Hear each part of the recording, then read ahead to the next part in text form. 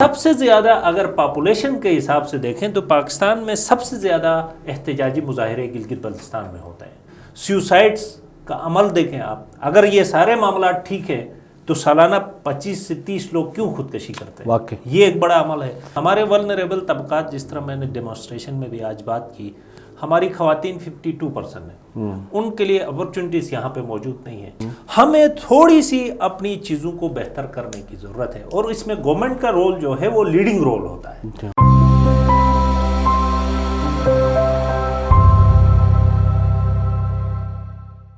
بسم اللہ الرحمن الرحیم۔ السلام علیکم ناظرین، گلگت میڈیا نیٹ ورک کے پروگرام مذاکرہ کے ساتھ میں ہوں آپ کا میزبان طاہر رانا۔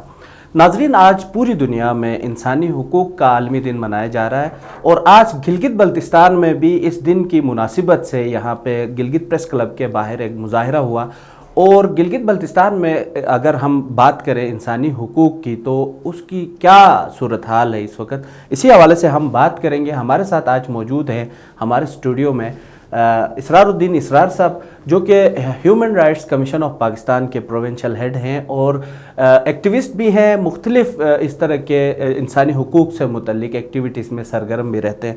سر، ہم آپ کو ویلکم کہتے ہیں۔ اور سب سے پہلا سوال یہ ہے سر کہ آج آپ لوگوں نے یہاں پہ ایک پروٹیسٹ بھی کیا، مظاہرہ کیا، تو بنیادی آپ لوگوں کے آج جو پروٹیسٹ تھا یا مظاہرہ تھا اس میں مطالبات کیا تھے؟ بہت شکریہ اپنا طاہر رانا صاحب، اور آپ کے میڈیا ہاؤس کا بھی شکریہ، گلگت ٹی وی کا۔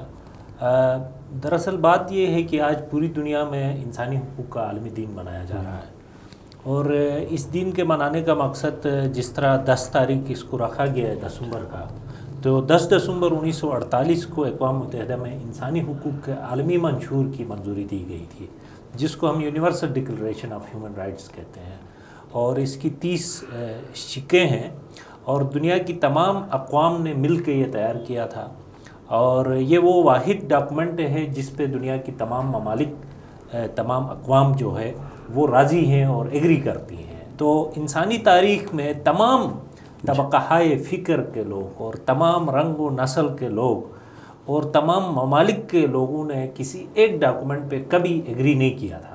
بالکل۔ تو یہ 10 دسمبر 1948 کا ہی واقعہ تھا جب دنیا کے تمام لوگوں نے مل کے اس ڈاکومنٹ کے اوپر ایگری کیا، تو اس کو انسانی حقوق کا عالمی منشور تصور کیا جاتا ہے۔ اس دن سے لے کر آج دن تک ہر سال یہ دن منایا جاتا ہے پوری دنیا میں، اور ہم بھی جس طرح آپ کو معلوم ہے گلگت بلتستان میں سالانہ اسی پریس کلب کے باہر ہم ایک ڈیمونسٹریشن کرتے ہیں اس دن کی مناسبت سے، اور اس کا بنیادی مقصد یہ ہے کہ عوام میں شعور و آگاہی پیدا کرنا ہے۔ بحیثیت انسان ہم اپنے حقوق کو پہچانیں اور دوسروں کے حقوق کو بھی پہچانیں، اور ان کے حقوق کا خیال رکھیں۔ جہاں ہم اپنے حق کی بات کرتے ہیں وہاں ہمارے اوپر یہ فرض عائد ہوتا ہے کہ ہم دوسروں کے حق کے لیے بھی آواز اٹھائیں۔ تو یہی اس کا بنیادی مقصد ہے، اور آج کے دن جس طرح آپ نے دیکھا کہ زندگی کے مختلف شعبوں سے تعلق رکھنے والے لوگ موجود تھے، اور جو بھی انسان اپنے آپ کو کہتا ہے اس روئے زمین کے اوپر، اس کا یہ فرض بنتا ہے کہ وہ انسانوں کے بنیادی حقوق سے متعلق آگاہی حاصل کرے اور اس آگاہی کو آگے پھیلائے۔ صحیح بات ہے۔ اور ساتھ میں یہ کہ چونکہ گورنمنٹ جو ہوتی ہے وہ بنیادی طور پر عوام کو ریپریزنٹ کرتی ہے، سٹیزنز کو، تو دنیا کے اندر جو میکنزم بنایا گیا ہے ہیومن رائٹس کا، وہ 2 میکنزمز ہیں۔ ایک انٹرنیشنل میکنزم ہے جس میں دنیا کے تمام ممالک جو ہیں جواب دہ ہیں اس میکنزم کو۔ دوسرا ایک میکنزم ہر ملک کے اندر بنایا گیا ہے جس کو آپ اسٹیٹ کے جو آرگنز ہیں، جس طرح عام الفاظ میں ہم دیکھیں تو جوڈیشری ہے، لیجسلیچر ہے، اور ایڈمنسٹریشن ہے، اور آپ بھی ایک پلر ہے، میڈیا بھی ایک پلر ہے۔ تو یہ جو پلرز ہیں ان کی کچھ ذمہ داریاں طے کی گئی ہیں، اور ہمارا آئین جو ہے ان ذمہ داریوں کو ڈیفائن کرتا ہے، اور آئین کے اندر ہی آئین پاکستان کا چیپٹر نمبر 2 جو ہے وہ رائٹس کی بات کرتا ہے، ہیومن رائٹس کی۔ تو یہی بنیادی باتیں تھیں جو ہم نے عوام کو سمجھانی تھی، اور اسی لیے آج ہم یہاں پہ جمع ہوئے تھے۔ صحیح۔ اسرار صاحب، اگر ہم بات کریں انسانی حقوق کی تو اس کے حوالے سے لاس بھی بنے ہوئے، قوانین بھی موجود ہیں۔ چونکہ آپ گلگت بلتستان میں ایک عرصے سے انسانی حقوق کے معاملات دیکھ رہے ہیں، تو آپ کیا سمجھتے ہیں، کیا وہ سارے قوانین یہاں پہ لاگو ہیں، لوگوں کو انصاف مل رہا ہے؟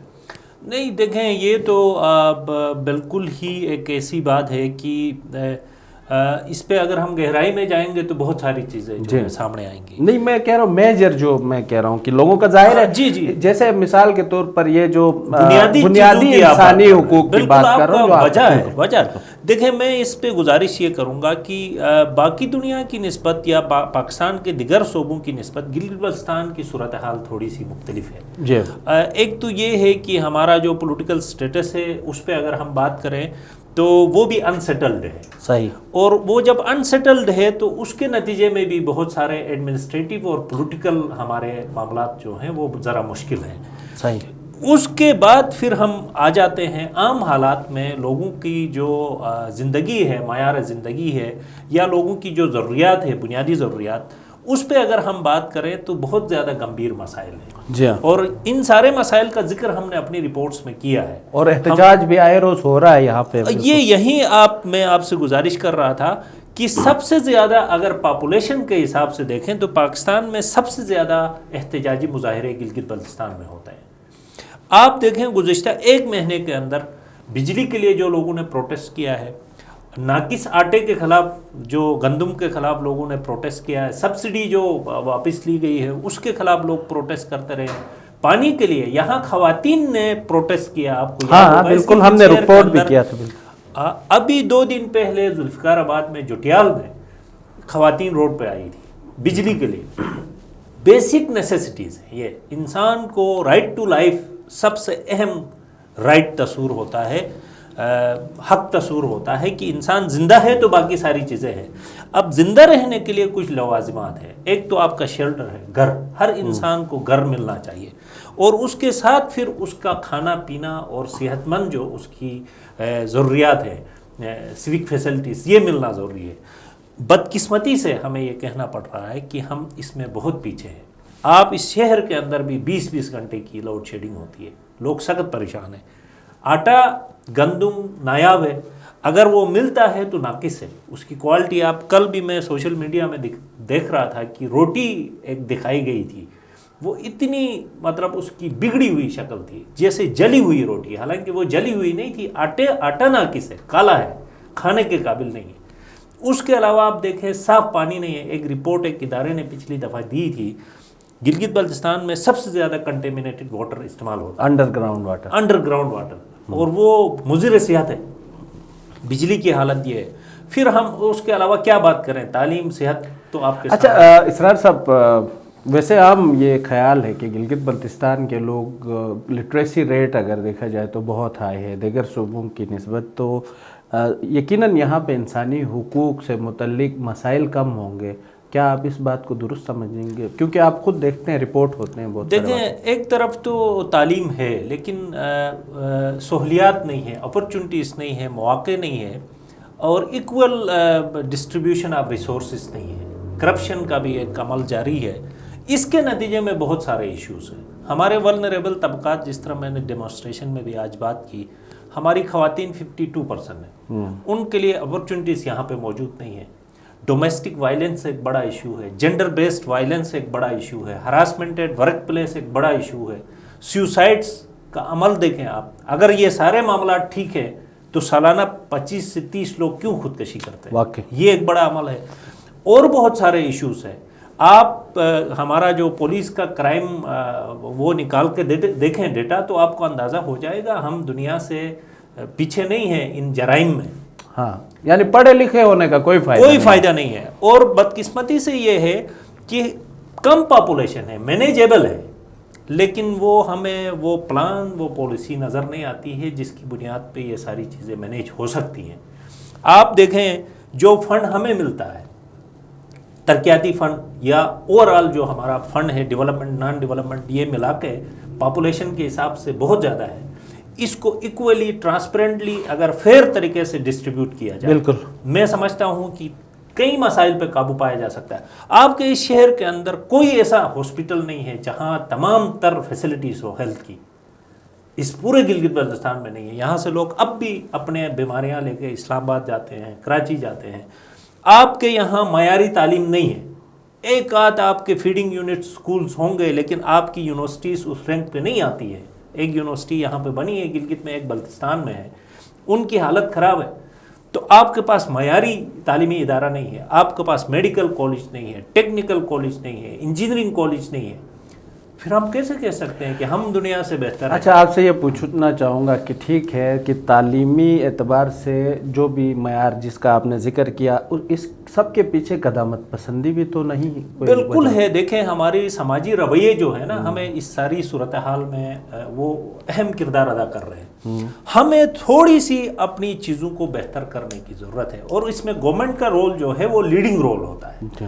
آپ گورنمنٹ کی پالیسیز ٹھیک کریں گے تو وہ لامحالہ طور پر اس کے اثرات نیچے تک آ جاتے ہیں۔ صحیح۔ یہ جو ہمارے سماجی رویے ہیں، ثقافتی رویے ہیں، جو قدامت پسند ہیں، ان کو تھوڑا سا چینج کرنے کی ضرورت۔ ہمیں اس فرقہ واریت کی افرید سے باہر نکلنا، علاقائیت سے، لسانیت سے، ہم چھوٹے جو پاکٹس بنا کے ایک دوسروں کے خلاف ہم مسائل کو اجتماعی طور پہ سمجھنے کی ضرورت ہے۔ ہمارے مشترکہ مسائل ہیں، دیکھیں اگر بجلی نہیں آتی ہے تو ہم سب کے لیے نہیں آتی ہے، پانی نہیں ہے تو ہم سب کے لیے نہیں ہے، اور اگر اس کا حل بھی ہم سب مل کے نکال سکتے ہیں، صحیح بات ہے، تو یہ کرنا ہمارے لیے بہت ضروری ہے۔ اور ایک اور بات جو میں آپ سے عرض کرنا چاہتا ہوں، اگر آپ نے یہ پہلا سوال مجھ سے پوچھا تھا کہ کس طرح کے مسائل ہیں، دیکھیں بچوں کے بڑے مسائل ہیں۔ ہاں، اگلی جنریشن کون ہوگی؟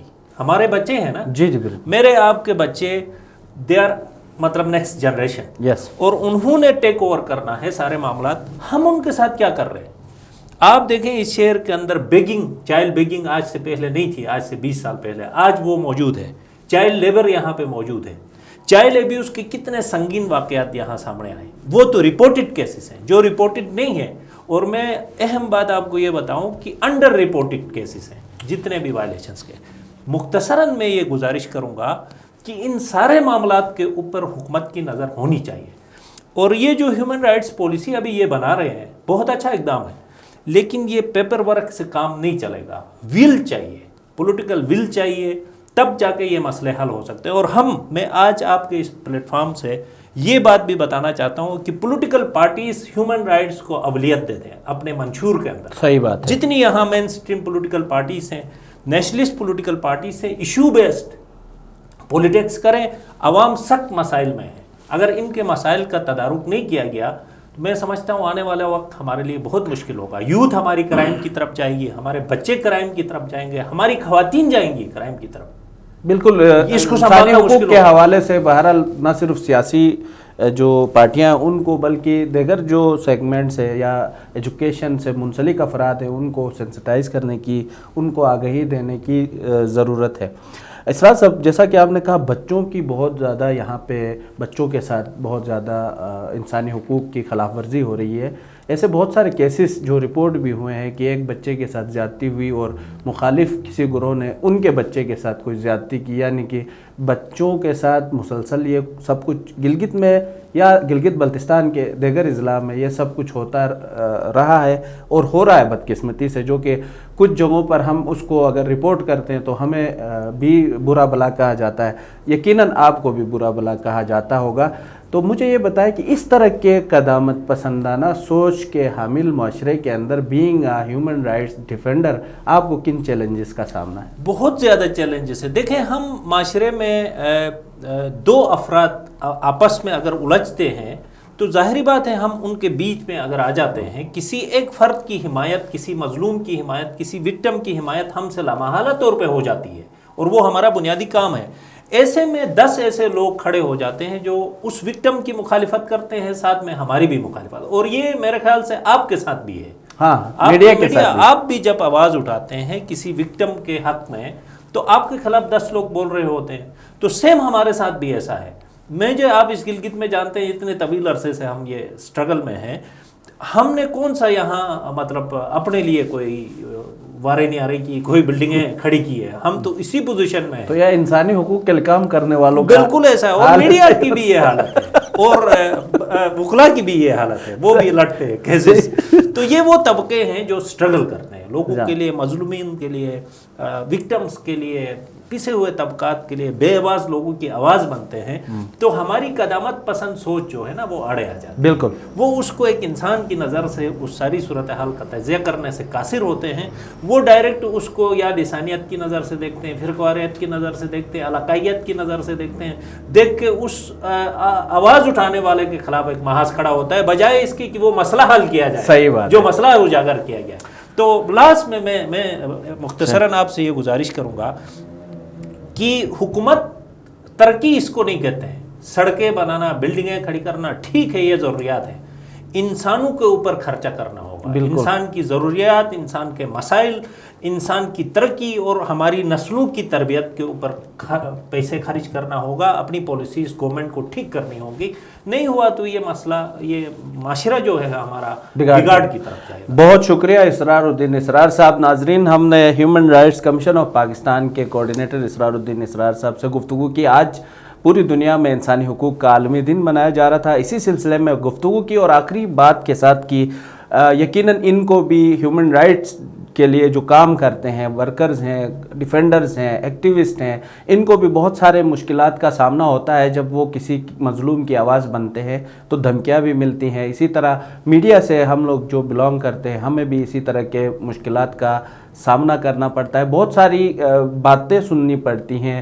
ہم کسی مظلوم کی آواز اٹھا کر بھی خود کو مجرم سمجھ بیٹھتے ہیں کیونکہ آپ بہت سارے لوگ ایسے ہیں جو ہمارے اوپر بھی انگلی اٹھاتے ہیں کہ آپ لوگوں نے ون سائیڈڈ سٹوری کیوں کی ہے. تو بہرحال آپ سب کو, ہم سب کو اس بات کا خیال رکھنا چاہیے کہ کوئی بھی کام ہوتا ہے تو اس کو سب سے پہلے اپنے چشمے جو ہیں مختلف قسم کے جو زاویوں سے دیکھنے کے وہ اتار کر صرف اور صرف انسانیت کی بنیاد پر دیکھنے کی ضرورت ہے.